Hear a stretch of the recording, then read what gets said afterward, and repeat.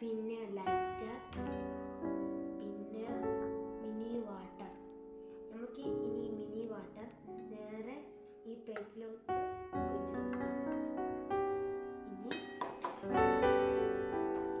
ഇനി നമുക്ക് ഈ ലൈറ്റർ കത്തിച്ച് ഇനി നമുക്ക് ഇത് പെട്ടെന്ന് കത്തിക്കാം. വേറെ കെടും.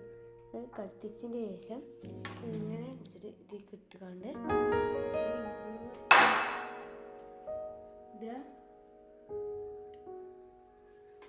നോക്കൂ, ഇത് വെള്ളം കേരി വരുന്നത്. ഇതാണ് നമ്മുടെ ഫസ്റ്റ് എക്സ്പെരിമെന്റ്.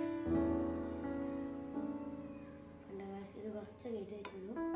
ഇത് മെഴുകുതിരി ഉള്ളതാണെങ്കിൽ അങ്ങനെ ചെയ്യുന്നത്. നിങ്ങൾക്ക് മെഴുകുതിരി ഉപയോഗിക്കാം, പേപ്പർ ഉപയോഗിക്കാം, തീപ്പെട്ടിക്കൊള്ളി ഉപയോഗിക്കാം, എന്തും ചെയ്യാം. ഞാനിപ്പോൾ ഉപയോഗിച്ചത് വെള്ളം കയറുന്നത് കണ്ടോ, വെള്ളം കയറിയിട്ടുണ്ട്. ഇതാണ് നമ്മുടെ എക്സ്പെരിമെന്റ്. ഇത് സയൻസ് ഇതാണ്. ഇത് എൻ്റെ മാഷ് പഠിപ്പിച്ചതാണ്. ഇത് നിങ്ങൾക്കും ചെയ്ത് നോക്കാം. എല്ലാവരും ചെയ്യണേ. Like and subscribe.